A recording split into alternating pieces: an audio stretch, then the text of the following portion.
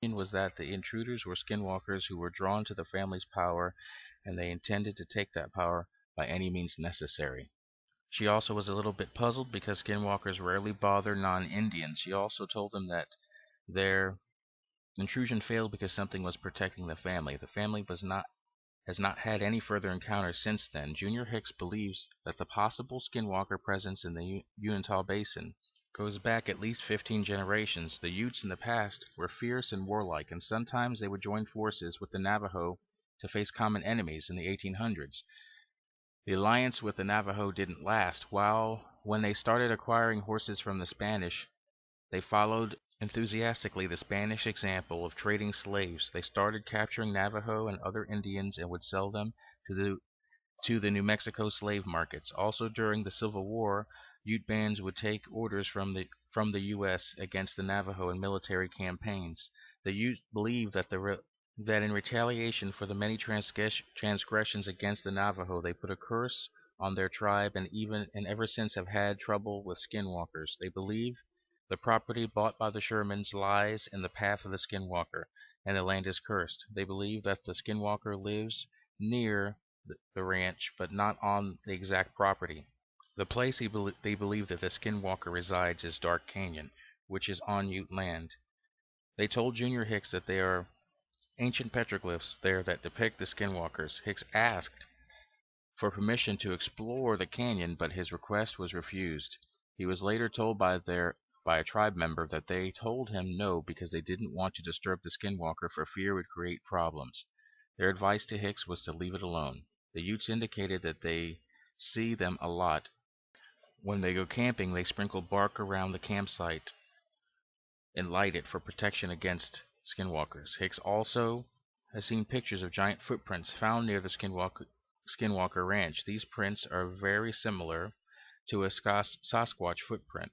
The Ute Indians have had several incidents with skinwalkers on their reservation, one of which happened over 15 years ago. The skinwalker was spotted on a porch, and the tribal police were called in, and they tracked it east towards a river. They took shots at it and believed that they had hit it because blood was found on the ground, but no body was ever recovered.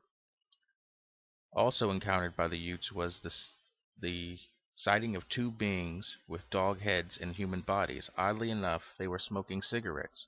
As unbelievable as some of these sightings are, the people reporting them are dead serious about what they have seen, and among the Indians of the Southwest U.S., the existence of these creatures is a fact, and this was the backdrop of strangeness that was occurring in the area when the Shermans moved into the Skinwalker Ranch in 1994. The Shermans bought the ranch with the intentions of starting a cattle ranch business. They were happy to find the 480-acre ranch, but were a little surprised why the prime property was not being utilized. The ranch had been left vacant for 7 years after the previous owners had passed away. Tracking ownership to the ranch prior to 1960 has yielded no results. Upon entering the ranch, they noticed something that seemed a little strange. Every window and door had deadbolt locks on them, and the doors had deadbolts on both sides.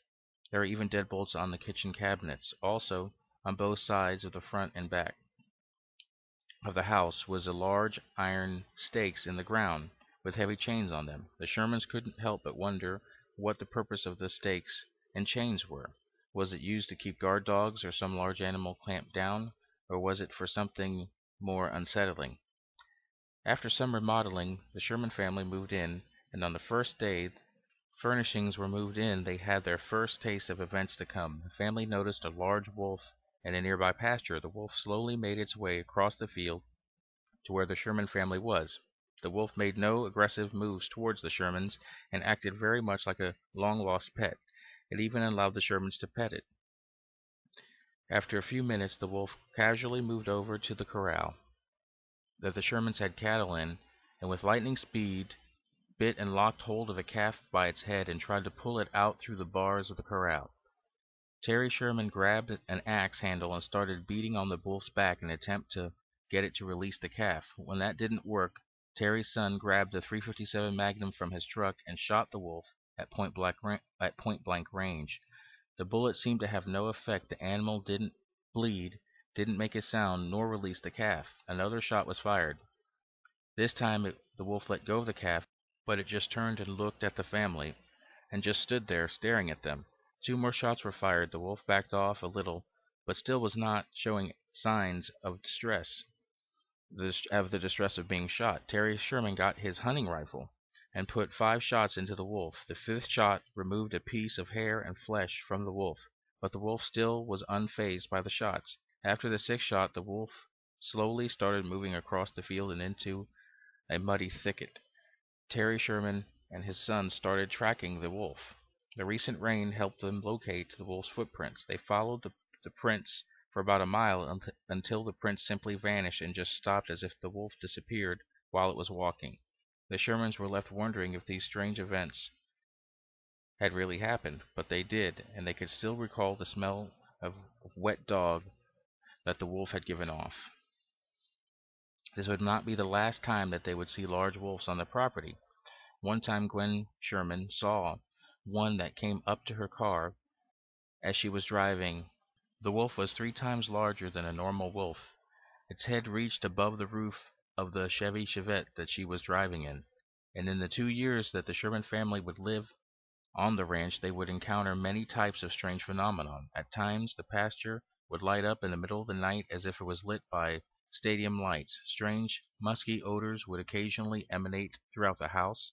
Bright shafts of light would be seen emanating from the ground to the sky. The family would hear some type of earth-moving machinery that would seem to emanate from under the ground. At times, when they worked in the pasture, they would hear voices conversing above their heads. They would find crop circles and circular ice patterns and large holes in the ground that would peer overnight. In one instance, the Shermans may have found out why the former owners had installed deadbolts on all the kitchen cabinets. One day Miss Sherman had come home from the grocery shopping and unpacked all the groceries, putting them away in the kitchen cabinets. After finishing, she went to the restroom. When she came back, all the groceries were put back into the bags that she had removed them from. Cattle mutilations had started on the ranch, and in 20 months the Shermans would lose 20% of their cattle. The normal rate for a bad year for a cattle rancher would be 1% of the herd. The mutilated cattle would have its organs removed, and no traces of blood would be found. UFOs would commonly be seen over the property. One time the Shermans saw a refrigerator-shaped object that was about the size of an RV, with a white light on the front and red lights on the back. When Terry Sherman saw it, he thought it was an RV in the pasture and thought it was a lost tourist. When he went out over to the vehicle, it rose straight into the air and flew away. Floating spears of light of different shapes and sizes were seen on or near the ranch. One orange light seemed to open a portal in the night sky. Blue sky could be seen in it, and the Shermans observed black vehicles entering and leaving the portal. The orange and blue spheres of light were seen at least on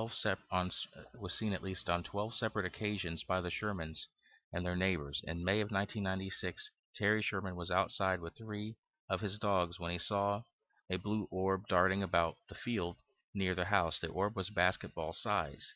Terry had his dogs go after the orb. The dogs chased and snapped at the orb, but the orb stayed just ahead of the advancing dogs. The orb led the dogs across the field into the thick brush that bordered the field. After they disappeared into the brush, Terry Sherman heard 3 yelps from the dogs, and they became silent. Despite Terry's calls, he could not get a response. Unsettled by this, Terry decided not to investigate the whereabouts of the dogs until the next day. Returning to the thick brush, he found 3 dry spots of brittle vegetation, and in the middle of the dry spots, each held a black greasy lump. Terry Sherman came to the conclusion that the orb or something had incinerated his dogs. His prized cattle dogs were never seen again. This incident would be a major factor in the Shermans' decision to leave the property, but was only one of many incidents. The intelligence behind the activity seemed to be toying and antagonizing the family. The cattle mutilations were crippling the Shermans' livelihood. One time the Shermans were leaving the ranch, and Terry remarked out loud that they would be in trouble if anything ever happened to even